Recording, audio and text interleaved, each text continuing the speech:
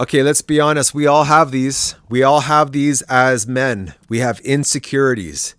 Okay, we don't want to admit that we have insecurities, but we have insecurities. Okay, you do, and I do, and the reality is that the only time that things that we are insecure about start to get better, start to become less of an insecurity, and we find more confidence in those areas is if we get it out. Okay, you might be, I don't know, you might be, as examples, you might be insecure about your appearance, right? Maybe you are just like, I can't stand how short I am. Why did God make me only 5'7", 5'6"? Maybe you're not happy with 5'9", right? That's a decent height. Those are all decent heights. But maybe that's an insecurity. You wish, like, why couldn't I be 6 foot or 6'1" or even 5'10"? Or maybe on the flip side, you're like 6'5" and like 140 pounds. And you're like, why am I so tall and so skinny? And why did God make me this way? And you walk around feeling so insecure, and you just feel like everybody's looking at you. Everybody's talking about how tall you are and skinny, or how short and maybe fat you are. Maybe that's another one. Maybe you just are feeling insecure about because you've gained some extra pounds. You feel overweight, and you're trying and you just can't seem to get a hold of your weight, and you're insecure. Maybe it's your nose. You know, some people don't like their nose. For me, growing up, it was my ear. My left ear stuck out, and I felt like everybody was looking at it. And nobody was looking at it, I guarantee. But that's all. Whenever I saw a picture of me, the first thing I'd look when I was younger, growing up, it was my ear, to see how it looked pointing out, because I felt like my left ear always pointed out, and it made me feel so insecure. Maybe it's your finances. Maybe you see other people, maybe close friends of yours or family members, just racking in the money and investing everywhere, and buying new homes and buying properties and driving nice cars and wearing nice clothes. And you are just paycheck to paycheck, struggling to make ends meet. And it brings this insecurity into your life. Maybe it's the kind of job that you work. Right? Maybe it's a blue collar job, hardworking job. You're working construction. You're working in a factory. You're flipping burgers. And maybe it's not the job that you were hoping for.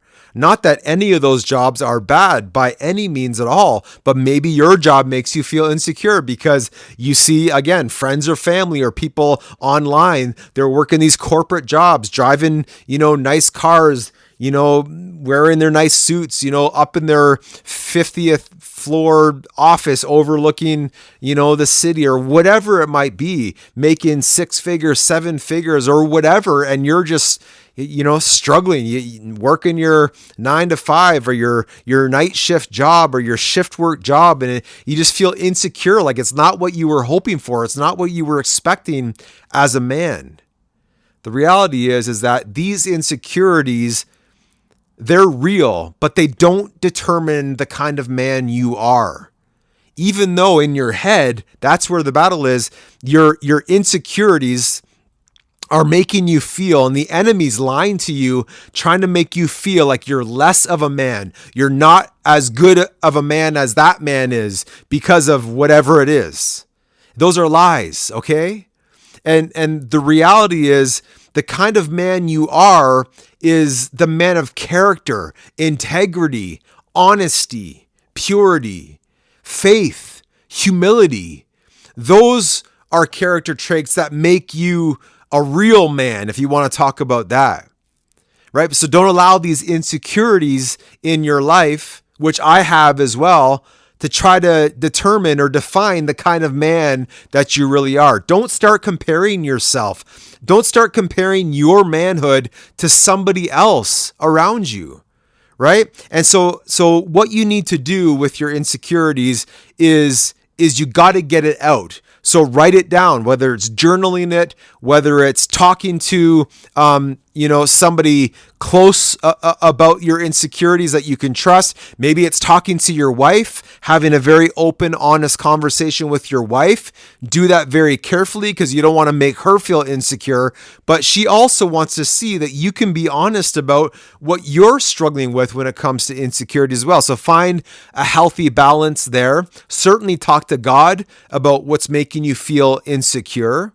Right? But you got to get it out. You don't want to fight those things alone. And that can be hard because you might have a close brother or a close friend, right? And maybe your insecurity is like, I feel so skinny and weak and I want to get muscles and strong. And maybe your good friend is like jacked. And the last person you want to talk to about feeling insecure about being skinny or not having muscles is that guy, right? Or maybe you're struggling with your weight and your body's in good shape. Or maybe you're struggling with finances, and you're just feeling insecure about your income and maybe some debt you've accumulated. And how do I figure out this debt load? And how can I get myself afloat? The last person you want to talk to is somebody that's successful, in their finances. But those might be the people that you need to talk to get the help that you need to help you become confident in those areas that you feel insecure about.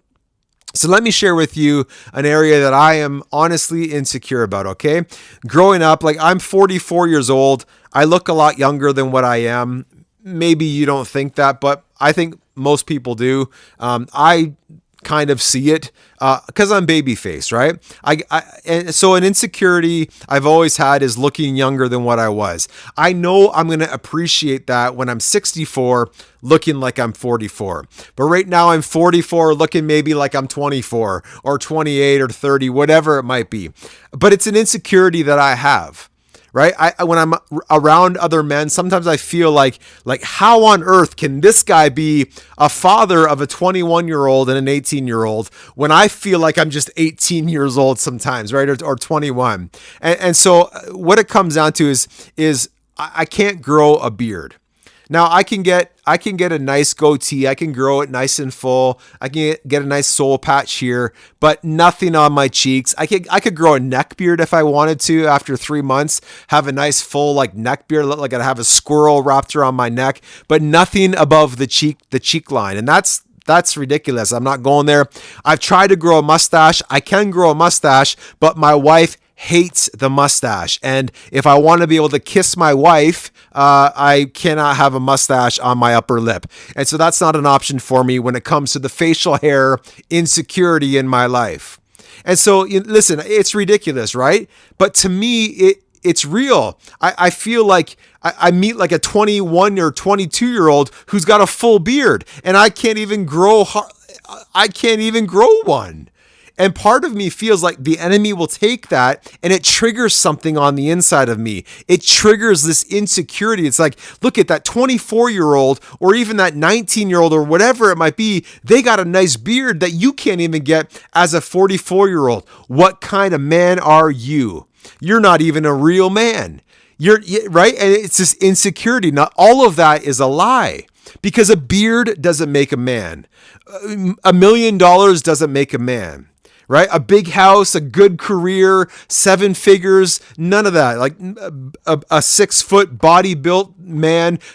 That's not what a man is. A man is a man who is humble and loving and kind and caring and will provide and protect for his family and walk in humility and admit his wrongs and forgive and show forgiveness and ask forgiveness when needed and love God and he's not afraid to worship God and he trusts God and he's kind and gentle and caring and compassionate. That, in my opinion, is a real man, okay? But we all have these insecurities. So if you are struggling with insecurities in your manhood as you walk with God, start to talk to God about those things. Start to talk to some people around you. Get it out. Don't fight that battle alone because it can, if you allow it, it can take you to a very dark, lonely place. So don't allow your insecurity to lie to you and make you feel like you're not man enough. God has made you perfectly. The Bible says you're fearfully and wonderfully made. God has designed you perfectly, gentlemen, the exact way he wants you to be for a great purpose he wants you to fulfill. So I hope that encourages you in your manhood. You are man enough.